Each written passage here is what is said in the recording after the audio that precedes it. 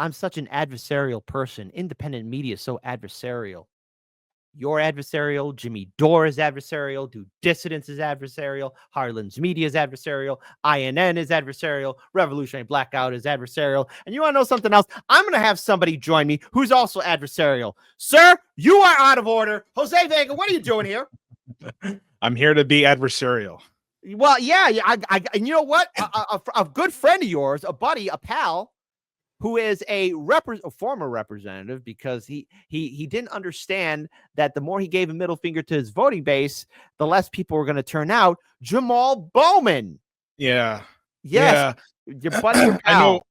I know we're gonna get into the video. I do want to just make one thing clear from the jump. Running for Congress in the Bronx, you realize the Bronx is a small place. Mm-hmm. So like the congressman that made up the Bronx was Jamal Bowman, AOC, Adriano Espaillat, and Richie Torres.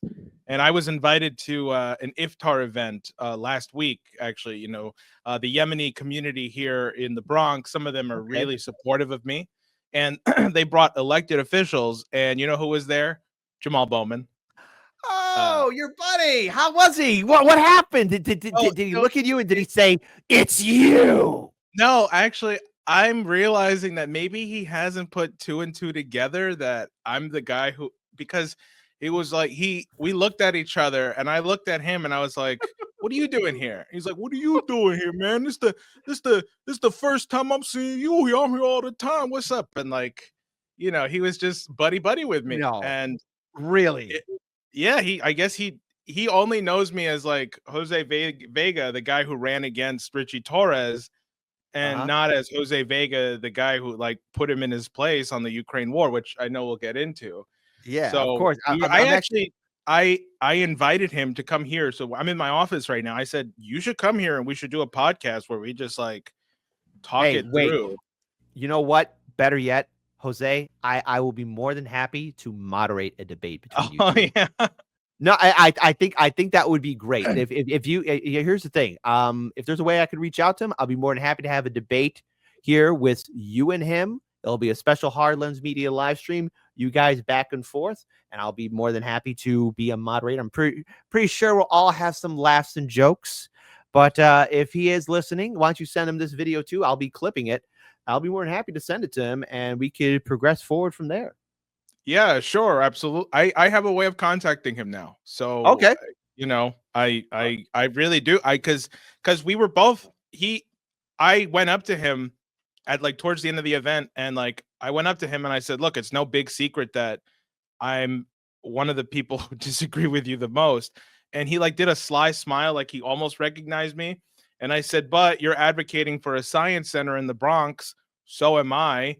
I would like to see if there's any way we can work together." Again, because this goes to the point of the video he was making, right? If you just want to, be right and make a point, well, here I am saying like, okay, well, you're not in Congress anymore, but maybe we can still work to get a STEM center in the Bronx.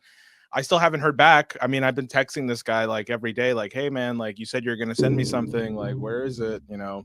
So anyway, I'm just making this all completely transparent just so people know, like, I'm not trying to do any backroom deals or something. I am who I am, and I present myself this way. So anyway. Done deal. Well, I think it's only fair that we do talk about this, because Brianna Joy Gray recently had Jamal Bowman on his show, and we were speaking last night, and you told me how it's interesting how he's calling us adversarial, and this had to deal with if is a squad a net positive for the left, which I would say the squad is only in squad name only, because that was an insult that Nancy Pelosi gave to AOC and the squad, and since then they got nothing. And I remember even when Indy from INN News, Colin Rax Carter was at a Justice Democrats fundraiser, I think in New York, and he called them out, and then he was immediately told to leave. And the same thing happened to you when you've called out members of the squad, most notably AOC.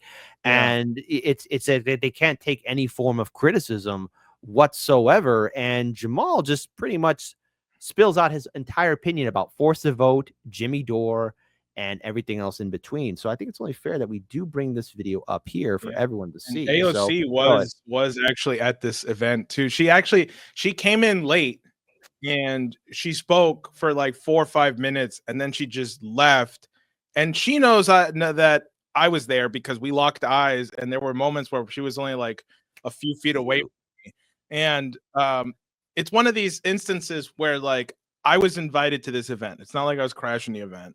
It's an iftar event, hosted by the local Yemeni community here. They're big supporters of mine, and they happen to be big supporters of hers. Our districts kind of overlap in that little segment of the Bronx. And so, I must admit, like, I was like, damn, do I intervene or do I kind of just let this rock? And I'm like, well, you know, these people were kind enough to invite me, and they're very respectful, and I don't want to be disrespectful to their event and like shun them out. So, I was like, all right, maybe this will be neutral territory because this is a community that I'm going to be dealing with on a frequent basis, that they're really supportive of me, the fact that they invite me to these events with elected officials.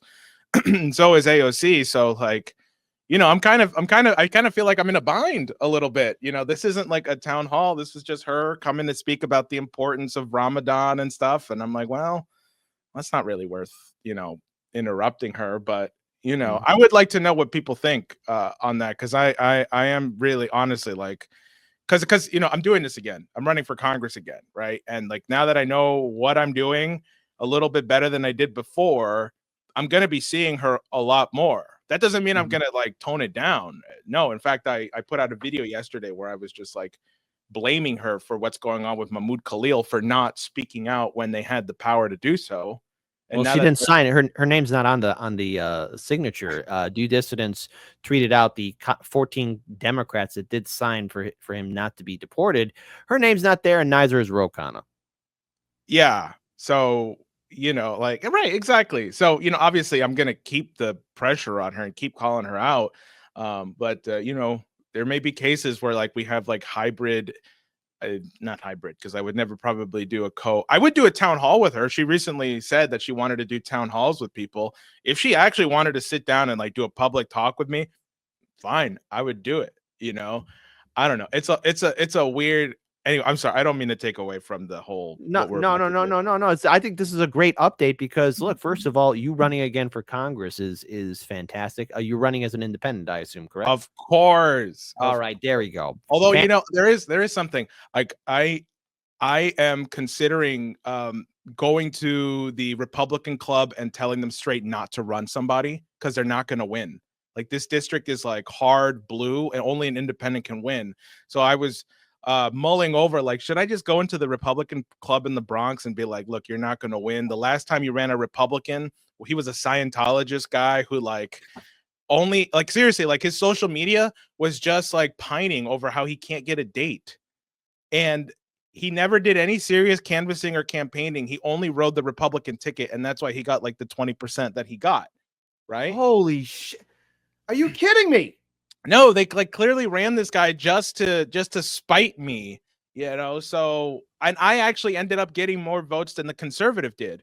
Okay, well, yeah. All right, all right. I want to talk to you more about that later. And to the Republican Party in the Republican club out there, listen. I'm from Chicago. I'm not going to tell you what to do, but you all could have done so much better than that. So let's go ahead and bring this up here. This is Jamal Bowman. Yeah, the guy who infamously pulled that fire alarm. We're the right. adversarial left. We're the bad guys. At that moment was to force a vote on Medicare for all, right? Let's say that was the objective, among other things, but let's say that was the objective. That was the main objective at that moment. That didn't happen. Okay. So if we all, so is that the end of it? Number one, like, are we still in this fight trying to do things together? Or are we, like what does that mean, right? That like we're just done after that? Like, no. Are we really trying to build left power? And if the best way to build left power is, in my opinion, is to like get in a room and figure things out, then that's what we got to do. We got to get in a room and figure things out. If not you, but if the adversarial left is focused on being adversarial, then I'm not fuck, I'm not messing with me. Jamal Bowman's not messing with you. I'll give you one example. We're being adversarial, to be clear, to the Democratic Party that ousted you from your seat. And he forgets that. I have He such a forgets great that.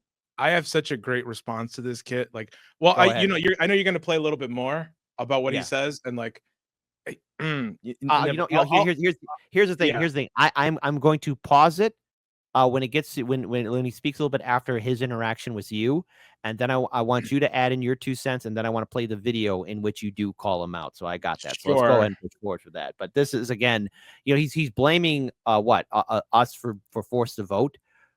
First of all, we asked you for your help, and he chose not to do it. The goal was not to be adversarial to you. It was to be adversarial to your enemy. And instead of aligning with us, you ended up aligning with a party that ultimately kicked you out of Congress for standing up against the genocide. At that time, the adversarial's left was adversarial towards specific people, like at that time. And so, like, listen, you want to be, if that's what you want, if that's your way of doing that thing, that's what you do.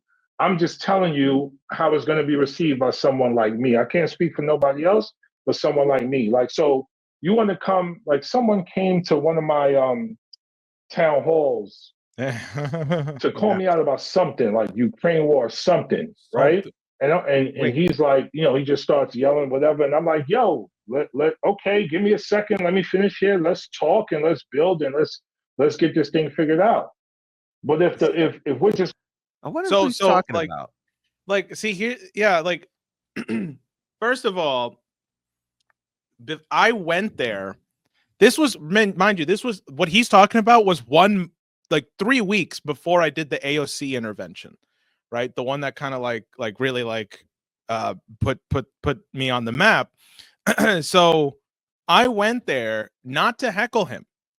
He was doing a joint event with Hakeem Jeffries, and Hakeem Jeffries put out a letter in 2017 denouncing the Azov battalion in Ukraine and sending a congressional inquiry saying, like, how much money that we're giving to Ukraine is going to Nazis. So I went to this event not to heckle. I went there to ask a question. Like, I was told there would be a Q&A. I walked in. I was told, yep, there's going to be a Q&A. I even wrote a question because you were supposed to write a question, put it in the fishbowl, and then they were going to go up there.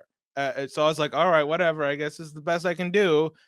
But then at the point that I intervene, I hear, all right, we're going to wrap this up now because the Congressman Jeffries has got to get going, our next Speaker of the House. And that's when he says we could do more. And then that's when I intervene. So I just want to say one thing straight. I wasn't there to protest. I wasn't going there to be adversarial. Mm-hmm. I was going there because, like, I wanted to ask this guy a question and see if I could work with him, because there's a little bit of backstory that a lot of people, I've mentioned this before, but I actually reached out to his office earlier in the year in 2022. And I sat down with his science policy advisor over like Google Hangouts. I said, look, I'm trying to build like a science program in the Bronx. I heard Jamal Bowman is on the committee for science. I want to meet. His science policy advisor met with me once. He said, wow, I really like what you have to say. I posted a video about this with my ex. Wow, I really like what you have to say. Yeah, we'll call you. We'll call you definitely. And let's see how we can work together. I never got a call back. And like, I was emailing over and over and over again, So. Well, then here's the thing, Jamal Bowman, let's have this conversation. Obviously, Jose Vega wants to speak with you. We're going to clip this video, but let's actually bring up this video and refresh Jamal Bowman's memory, shall we? Yeah. Here we go. Do more on climate. We could do more on lowering prescription drug costs. We could do more on gun control. We could do more with regard to the Black agenda. We can do more. Congressman, you're a hypocrite because you are funding neo-Nazis in Ukraine. They are wearing the Black Sun symbol, the same symbol that the Buffalo shooter used, the same symbol that the person who almost killed the vice president in Argentina used. Thank you so much. You say you want to advance the Black cause, but you are funding the same people who kill in the name of white supremacy. This is the foundation. This is the foundation of our democracy, freedom of speech. You choose to fund Stick around and I will have a conversation with you right after the end. But let me get to the conclusion. Stick around. I promise. I got you. The foundation of our democracy is freedom of speech. Freedom of speech. Yeah. So we appreciate that, and brother, I will talk to you at the end. So he did talk to me at the end because that's the thing. I stayed like there were like 4 big security guys around me, and I was just there, and I was like, he said he's going to talk to me. Don't kick me out. He said he's going to talk to me. So like I waited there. I didn't care. I mean, it's not like I had this nonchalant. I mean, my heart was like pumping out of my chest. I was like sweating. I was like, Jesus Christ, I can't believe I just did that. And you know, he's like shaking everybody's hand, you know, really taking his time to not get to me, you know. And then finally he comes up to me and he's just like, yo, man, what was that about? You could have come up to me afterward and said, Mr. Bowman, what's going on? You know, and I said, all right, well, look, listen. And actually, here's also another part that's like kind of hard to explain. But this is like, it's not a, well, maybe it is a Hard Lens exclusive, but like while I was waiting for Jamal Bowman to come to me, something that a lot of people don't know is that there's a prisoner that I advocate for. His name is Marlo.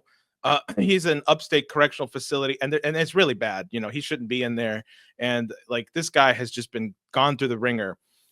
I was on the phone with Marlo waiting for Bowman, because like he just calls at certain times. You can't really control when you can't call back a prisoner. They have to call you. Right. And so when Bowman comes up, he's like, whoa, what you do? I was like, Mr. Bowman, before we talk about this, I have a prisoner on the phone right now who's been denied food, has no sheets whatsoever, and somebody just died next to his cell. And I have a recording of Bowman talking to the prisoner saying, we'll do whatever we can to help you. Never did. Anyway, then I hung up with the prisoner. Then I said, all right, now, Mr. Bowman, you know, you are funding neo-Nazis in Ukraine. I like gave him a briefing, right? Yeah, and this is also for the people who tell me like I don't do any like local, national, like, no, I'm always doing both. I'm always doing both. But regardless, like I was like, Mr. Bowman, like you're funding neo-Nazis. Like he heard me out, and he's like, what did he say? He said, he was just like, yeah, but he's like, why didn't you he's like, why didn't you try reaching out to my office? And I was like, I did, but also like, you know, I'm not in your district, so maybe that's why. You know, he's like, oh, you're not even my constituent, man. And then I said to him, yeah, but Richie Torres is my congressman, and you know he sucks just as much as like, you know, he sucks just as much as I know he sucks. Mind you, this is still like 2022, Jose, right? Like I'm trying to get something done here. And he what is it? He's like, yeah, but the reason I brought up like Torres because like, and this shows that like, of course I wasn't going to go to Richie Torres to try and get him to like, you know, stop funding Ukrainian Nazis. I know he's bought and paid for. At this time, I'm thinking, well, maybe Bowman and AOC are, you know, at the very least, like, maybe they just need some motivation or push to be more forceful, right? So that's why I tell Bowman, like, I can't go to Torres because he's completely bought and paid for. But, you know, I think I trust you, you know, to say something about this. And then so he's like, well, you know, reach out to my office. I was like, okay, but you're right in front of me, Mr. Bowman. What are we going to do about the fact that you are funding neo-Nazis in Ukraine? And then he says, well, we're going to continue to do the work that we said we're going to do on what we came to do. And then he left. Wow. He just left. And that's it. And now he's out of office. So technically he left not once, but twice. And maybe he pulled the fire alarm and said deuces. How you can confuse a fire alarm with a door opener, like the push for automatic, is beyond me, because a controversial statement here, Jose, and maybe I'm wrong here, but when you see a fire alarm, like they fit a profile, they're red and it says fire, pull in case there's a fire. I mean, I listen, maybe this is what's going to get me canceled. Maybe this will break every single guideline on social media, but that's the bridge too far. But he goes on to talk more about the adversarial left and our good friend of the show, Jimmy Dore, Chicago's very own. It's going to be like, if everything is just a protest and you want to be adversarial, you want to be right, not you, but in general, people out there just want to make a good point or win like an argument or be loud and mad, nasty, and disrespectful like Jimmy was at that time. Like Jimmy was the face of that shit at that time. And so, like, who made that the case? Hold on, I don't know who made that the case. I know who made that the case. The Democrats, and yes, even Fat Tony, Cenk Uygur, Sammy Boy Cedar. I'm going to play the rest of this, but I want to be very clear here. There was a point where they did agree with Jimmy about force to vote, and the force to vote tactic is from the DSA playbook. Jimmy Dore didn't create it. It was there before even Jimmy Dore knew about it, and force to vote can work because Representative Matt Gaetz proved it can work. So it took a conservative Republican to show everyone. And I remember I was hosting, I was with Farron Frozek when we were covering that online when it was going down. Force the vote does work. It just took a Republican to show that it can work. I have no idea. Because again, there were dozens of us. Real quick, hold on a second. Yeah. And I don't want to keep talking about this. There's many other things to talk about. It was like 4 years ago. But like Jimmy was the face of it. And Jimmy was wild, disgusting, nasty, and disrespectful. No, he wasn't. So if the leader of that thing is like that, why would I even mess with y'all or take y'all seriously? Because it's a good idea. Because it's a good idea. Jimmy, I'm going to stop pausing here, but I want to be very clear. Jimmy Dore was an advocate. He wasn't the leader. And Jimmy Dore said that he'd be more than happy to speak about it. And he led the way with force to vote. We were there with him. A lot of people were there with him for force to vote. It was something that Democrats could have used at the height of a pandemic, and they chose not to use it. It wasn't being adversarial. We were asking these congressmen and women to fight for us, to fight for all of us. And they chose not to. But remind you, Jamal Bowman and those 15 congressmen and women on the force to vote petition all marched and fought for Medicare, or wanted to say they want to fight for Medicare for all. Did they do it? No, they voted for Mama Bear Nancy. Jimmy's a fucking clown, yo. Like Jimmy was wilding that day, back then. And so, do you remember reaching out to me some months after the vote? Yes. Do you remember what you asked me on that call? Vaguely. I remember the gist of it. I think I do. I recall you asking me, okay, force the vote is, we didn't do it. What's next? Like, what's the next sort of idea that the left has? And I don't know if you remember, but I remember standing in the middle of the studio apartment that I was living in, basically still unemployed. I think we had just started this podcast from the Bernie campaign, and being really gobsmacked because it felt to me like what we were trying to convey, and why I might not have had the same tone or approach as Jimmy. I frankly respect his frustration because the anger came from the realization that this could be the only opportunity in a generation for progressives, given that there's only like 6 or 7 of you, to actually be a stopgap, to be a point, to have real leverage in Congress. And the unwillingness to even talk about it as a possibility or entertain it. It wasn't like a light switch that went off and everyone was mad all of a sudden. The idea came out around like November, and the vote was in the first week of January. And so there were a couple of months of lobbying efforts.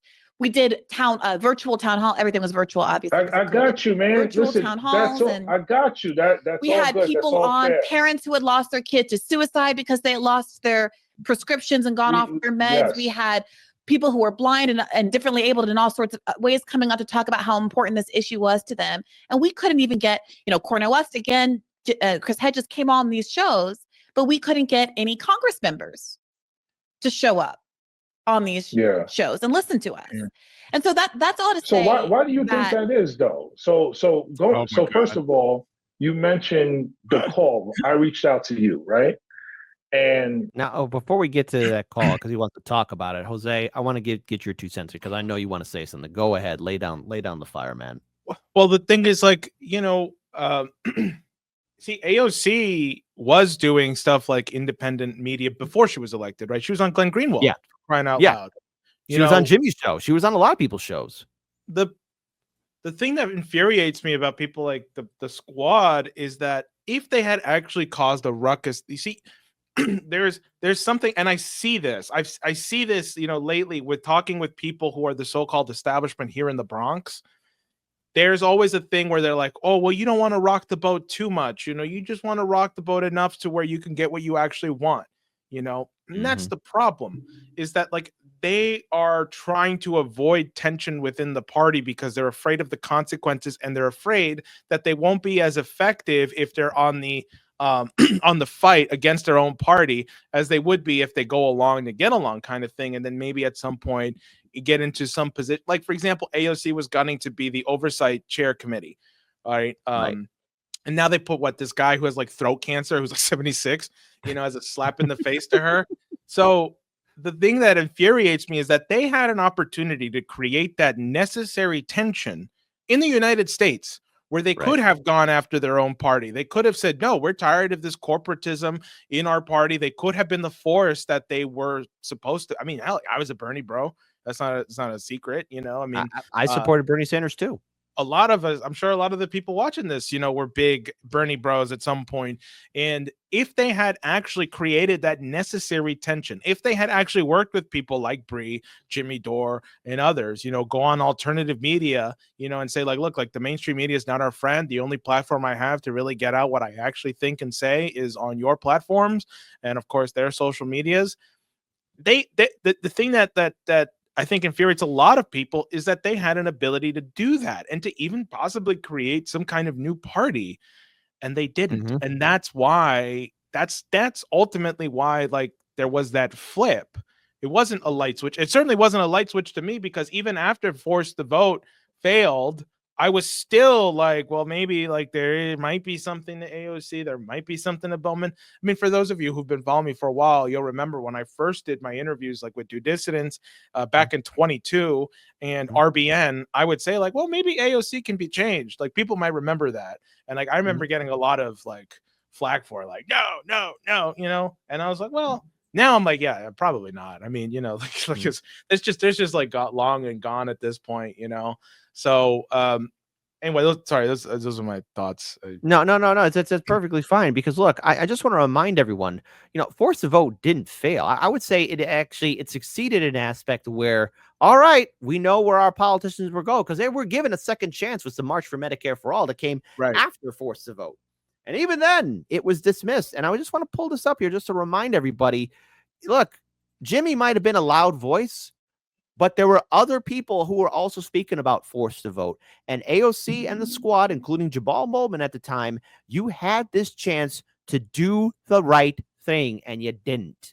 Medicare for all. That's garbage. You can do it right now. We need 15 Democrats. Hi, Jimmy. We need the elected officials that you helped get elected to tell Nancy Pelosi that you will not vote for her as speaker unless Medicare for all is put on the House floor for a vote. I think it's a really smart idea. The worst abuse of power, Crystal, is not using the power you have to fight for people. Will they? Time to let AOC know they have no other option, because we're watching and we see through their bullshit excuses. We have to put public pressure on them. I want to see who's going to vote against healthcare in the middle of a pandemic. If you're not going to do it now, you are never going to do it, you phony. All the people who filled up your voicemail, they're going to remember whether you did the right thing here. Which side are they really on? This is where you force progressive House members to reveal who they answer to. Do they answer to their constituents, or do they answer to the party bosses? Listen to AOC's own words. The Democratic Party does not do more unless it is pushed. And so this moment is the great unmasking. Force it to happen. Ask them, are you fighters or are you careerists? Are you activists for the people, or are you posers on Twitter? Everyone's going to try to tell you that if you're just a little bit nicer, then it'll be fine. No. The whole point of protesting is to make people uncomfortable. You got to make them uncomfortable. She's pretending to be part of a movement when she's really running cover for Nancy Pelosi. Did you think anybody voted for you so you could vote Nancy Pelosi without getting them anything? This is Medicare for all. People's actual lives depend on us doing this. Yeah, exactly. Now it's your chance to actually use your leverage. Will you? Take risks. Or will you be a party fucking climber? Start bringing the ruckus on the Democratic Party. Force it to happen. Do not trust any political party to automatically work in your interest. I call on everybody in independent media to join this mission. Wait a minute. I thought I saw a face there. Hold on. Media to join this mission. Force it to happen. Oh, wait. There we go. Automatically work in your interest. I call on everybody. Hey, it's our friend, Bowman. In independent media to join this mission. Force it to happen. Force the Congress to show which side are they really on. No vote for Nancy Pelosi unless Medicare for all is put on the House floor for a vote. The Democratic Party does not do more unless it is pushed. So we need to push them. Man, great job, man. Shout out to Matt Orfala. I think I'm the only independent media commentator that has said his last name correctly. So there you go. But that's the thing that seemed to have triggered Bowman so much. And Jimmy Dore wasn't being a jerk or mean. He might have had a loud voice, and the way he speaks might offend people, but nothing he said was wrong, and it's from the DSA playbook. Yeah, so and Bowman has also taking up his DSA. Take it away, Jose. No, it's also AOC's own words. It's her own words. You know, you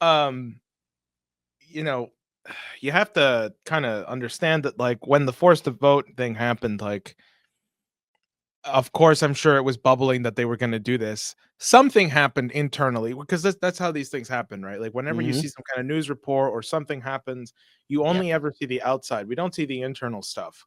So something internally happened where, like, all these Democrats were promised, like, don't rock the boat.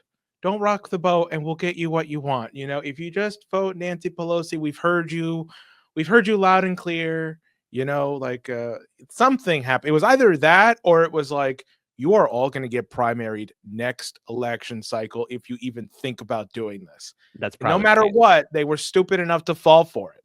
You know, and I think it was completely fair to push back on people like AOC and Bowman. I think Jimmy Dore is completely in the right for calling them out. And, you know, also big shout out to Jimmy Dore for supporting me and believing in me. You know, I brought him here to the Bronx. Actually, this poster right here next to the AOC war poster, the Jose Vega fundraiser with Jimmy Dore and Due Dissidents. That was great. But no, I think after that, you know, and I wish I was paying attention a little more back then. You know, that definitely, I think Jimmy says it right there at the end. If you don't do it now, you're never going to do it. And I think now AOC has proven herself to be a party climber. And in the case of Bowman, you see what loyalty to the party actually gets you. It gets you out of Congress. That's what happens. And the thing is, it's weak even for this representative not even to look back. And so I would urge Bowman to actually have a sit-down conversation with you, because I think he needs to be reminded, because I like Brianna Joy Gray, how she's articulating this, but I think a lot of people need to really give him some harsh love here too, like like they gave to Ricky Bobby at Talladega Nights, where, you know, he's saying, like, my legs don't work. Well, no, Jamal Bowman, if forced to vote did work, things would be different. Hell, dare I say it, you might have got reelected. You would have showed your voters and progressives and independents that you could stand up to Nancy Pelosi and the leadership. But no, instead, the Uno reverse card was dropped, and Republican Matt Gaetz showed that DSA's tactic of force to vote can work. So DSA, all the Democrats, Cenk, Sam Cedar, and all these people who said force to vote didn't work, a conservative Republican showed that it can work, that the tactic can work. And that's got to be the biggest L all those organizations are feeling internally. And somewhere out there, hold on, let me take my headphones off. I think I could hear Jimmy Dore laughing. Maybe. Possibly. Maybe. And again, iPink is saying Jimmy Dore's right. I'm looking at all the chats here. Let's play just a little bit more of this, whereas Jamal Bowman's in collective denial right here, or in complete denial here. Months after, and the crux of it was like, okay, what do we do next? Because I recognize that, I was like, there's nothing. No, but there that was our moment. No, but there is something else, and there has to be something else, and we need to figure out what that something else is. And the fact that no members of Congress, for whatever reason, didn't engage, I mean, yeah, we could just say the members of Congress were effed up or fraudulent, something wrong with them, but there also needs to be reflection of, like, okay, like, how could we have gone about it differently? Maybe that could be part of the conversation as well. I think that they were scared. I think they were scared of Nancy Pelosi. Yeah. Let me read you what AOC said in response. Wait. Does that mean like they're afraid, but does that also mean you're afraid of Mama Bear Nancy? Yeah. It's like, yeah, I'm scared. She haunts me in my dreams. She is the evil deity that's haunting me at night. Hold on, let's actually rewind that a little bit. Yeah. Yeah. Yeah, Great admission. Great admission. You know what? I think I have to clip this and put this in my videos now. Yeah. Yeah. Hold on. One more time for the people. Let me read you. They were scared of Nancy Pelosi. Yeah. All right, that's it. Oh man. Pure gold. Mwah. Pure gold. Let me read you what AOC said in response to Justin Jackson, because I think there's some, I mean, we're gonna keep talking about this though, man. Like, this can be the final point, because I do have other things I want to get to. Okay. But here's the point. She said, the problem with this idea is that there isn't enough thought given to step 2, which is similar to what you're saying. What's the plan, right? She says the Dem votes aren't there yet. And with razor thin margin, the Dem no's are greater sign margin. So in other words, there's not enough votes to actually pass Medicare for all. So basically she's saying, what's the point? She goes on to say, so you issue threats, hold your vote, and lose. Then what? If you want to know who's supposed to look at the co-sponsor list. So the response to this, and what many of us were saying, was all these other demands, the committee positions that you say you're holding out for, that you're going to think Pelosi is going to give to you for being a good soldier and falling in line, you could actually demand through this process. And in fact, we all saw what happened, right? That you guys were really disrespected with respect to your committee appointments. Most recently, AOC just got disrespected again with these committee appointments, despite falling in line and not challenging Pelosi in these ways. So this isn't about force the vote per se. It's about the evidence that has accrued over time that the Democratic Party does not reward the left for playing along. And so therefore, what do we do going forward, to your point about affecting change? I would argue that playing within the Democratic Party has very, very limited upside. And if you disagree with that, I'd be curious to know what you think that looks like within the party, within the Democratic Party. Yeah, I mean, I already responded to that. So what's next? Like, what are we building? Like, let's build. Sorry, hold on. Build something. Like, whatever it is, let's build it. Because I'm personally ready to build it. I'm connected with thousands of people who are ready to build it. We have to build it. We should have built it decades ago. We have to build it right now. And so let's build it. That's his answer. A nothing burger. Let's build it. You know, Jamal, if you want to build something, if you actually want to build something, I'm here. I've been here in the Bronx. Let me make something very clear, Kit. Like, when I started the campaign in February, I was on Jimmy Dore's show. Russ and Keaton were hosting. I had nothing but a MacBook. And then Jimmy Dore did this fundraiser for us here in the Bronx. I got Jimmy Dore to come out here. And because of that, we were able to accrue enough capital to pay for a few months of rent of this office. And now we have a machine in the Bronx. I didn't get this office till like late July or early July or something like that. So, you know, really, we only had July, August, September, October, 4 months of campaigning when I didn't know what the hell I was doing. I just got an office, but that's okay, because now I have a headquarters here in the Bronx. You know, we're slowly building up, and I have a 1.5 year lead time till the next election. But frankly, I don't care, you know, about the election. I care about actually building a movement, an independent movement.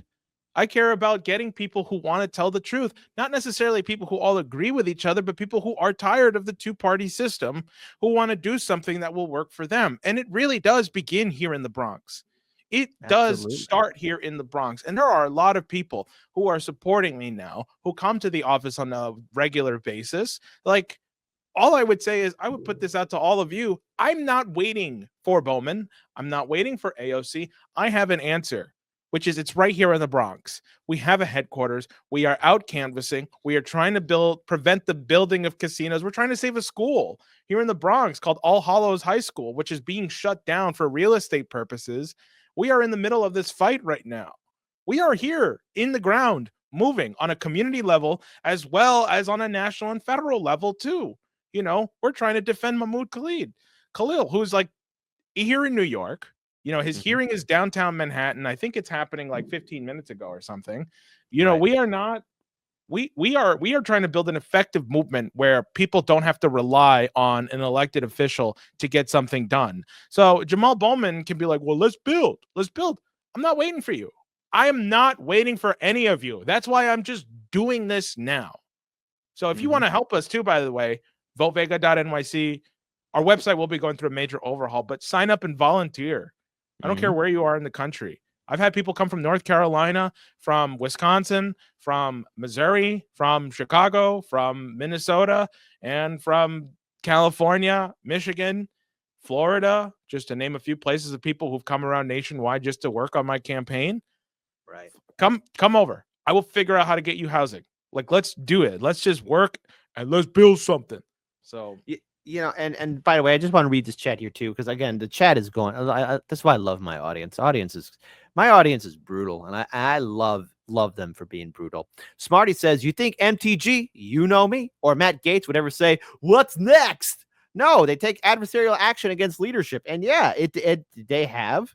I don't have to like those two individuals, but I will give props. Matt Gaetz proved that I'm going to say it again. Democrats, Socialists of America, DSA. You guys had forced a vote in your pamphlet. Jimmy Dore found it. Jimmy Dore said, hey, let's get some people together and do it. And for a while, it almost looked like the left was reuniting. And then, I don't know, did Cenk get a phone call? Did Sammy Boy Cedar get a phone call? And then become adversarial? Yeah, they became real adversarial to something real impactful, forced to vote. And then they were also adversarial against the March for Medicare for All. Jimmy Dore was proven correct. Everyone that was with forced to vote was proven correct. Jose, I mean, we see it firsthand. And then what happens? DSA and everyone else that carried water to stop forced to vote. Oh, the conservative Republican showed. I'm going to say it again. The conservative Republican, Matt Gaetz, representative, proved it could work, and he used it to his advantage to get things done. And if that offends anybody, too bad. That's your feelings. The fact is, Matt Gaetz used the force to vote tactic, and he won. There's no debate here. There's no debate here about any of that whatsoever. So no, exactly. Go ahead. No, I was just going to add, because I want to give you the final word, because I know that you have a lot more work to do here. We're going to be doing the story about Mahmoud Khalil if you want to join us about that. But we do have to really look at the major fact. It's not that independent media was being adversarial. It's just that we were disappointed by the hypocrisy of so many people that, yes, even I went to bat for and said, wow, this person can really bring in change. You know, I had high hopes for Bernie and AOC and everything else. And as 2021 was the real breaking point of, oh my God, you're not going to do anything at the height of a pandemic? You're really going to say that words are violence to Jimmy Dore? Yeah. You're going to have all these people just carry water for the Democrats, keep our powder dry, and then nothing gets done? That's not how it works. Jose, final word, man. I would just say a direct plea to Jamal Bowman. You should sit down with me and talk. I wasn't an opportunist. I confronted you after going through multiple channels where you're supposed to do the right thing. In other words, I went to all my local officials. I went to your office. I tried to get several meetings with you. I've believed in you and AOC and the other squad members and thinking that maybe there was something that could come out of it. What you saw at that town hall was pent-up frustration of months of trying to actually get you to do something and, you know, stick to your word that you would work with the community.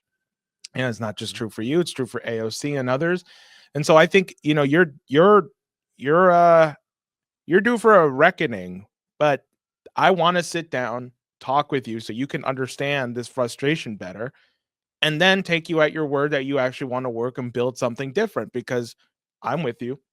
I agree that something else should be built. I have an idea on what that should be. And if you want to work with me on it, great. Now, I've heard also rumors that, you know, he may be mulling over a primary run against Richie Torres. And to that, I say, go for it. I'm not pulling my punches.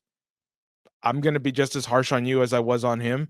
And if you somehow beat him, great.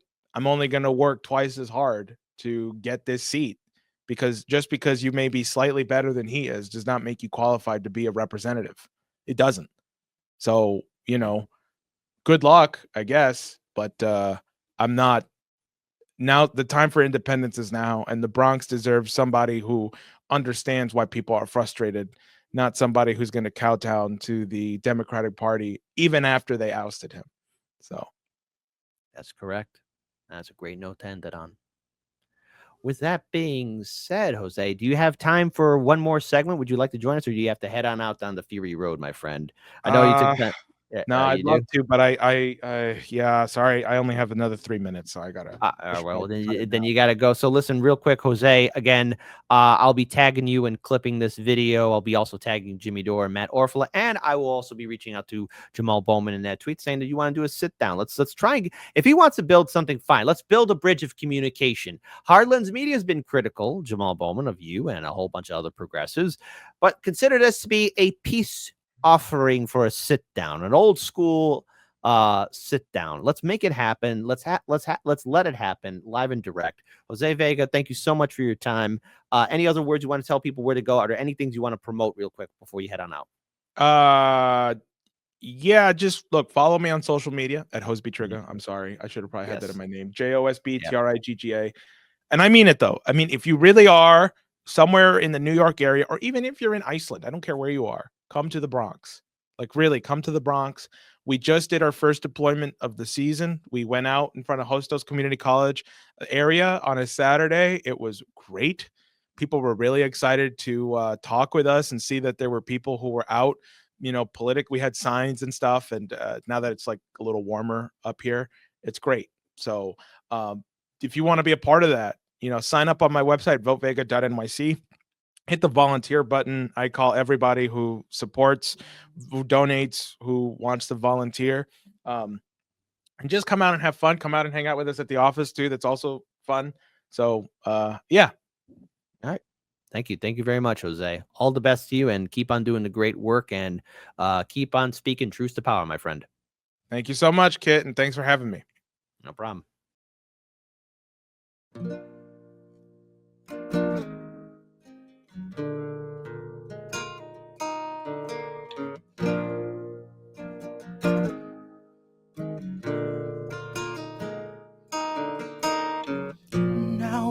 You're following, that's idolatry, that's just fake. And all that wallowing that you tolerate, that's not faith. The kings of colony watched autonomy make our graves. The kings of colony know no policy, only rape. Now once you fall asleep, it won't bother you what they say. But the kings of colony, while they slaughter, they still complain. We say, please color me, still too solemnly, still too plain. All hail economy, praise the pharmacy, seas in flames. They're buying up Hawaii, and the smoke's not even cleared.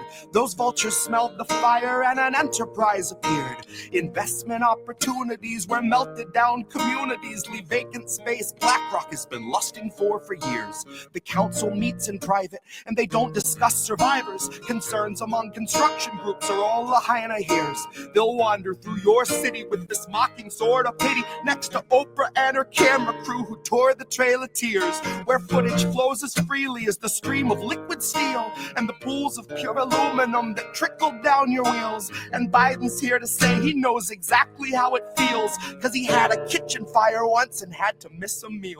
And people still believe that piece of shit deserves your vote, like he's not why supplies are being smuggled in by boat, like he's not why our citizens were forced to stay and roast. And he can't unfreeze your funding, folks, cause Azov needs it most. I'll bet my every dollar Biden watched it with a smile. I'll bet he knows the whereabouts of every missing child. He's just the kind of man who lives to trample something tribal, collecting culture's corpses just to throw them on the pile. Like he and and all his buddies didn't dream about the day when those who dared defy the donor class were cleared away. When home insurance triples and you can't afford to stay, and your land falls to the hands of those whose windfall fan the flames. The state will take Lahaina and they'll bastardize its name, and tourism will swarm it all the same. You see, the state we left Lahaina shows the ground rules of the game, the planes that in the night ignite the planes. And if questions raised that reckon the potential use of lasers, I suggest you take a closer shave by way of Occam's razor. And if those civilians stood between this country and its gains, then there's really nothing further to explain. Because you may know this already, if you truly know our past, but it ain't the first occasion and it will not be the last, where Americans are kettled in and made to bear the blast, are barricaded in and left for ash. How many in Lahaina now are lying there awake and still can hear the city we left leveled in our wake? They still hear all the people that we let the fire take, instructed from above to stay in place. So look to the horizon, 'cause a fire comes for you. Desire made incarnate of the power-hungry few who instructed the police to not let anybody through, to barricade them in, and so they do.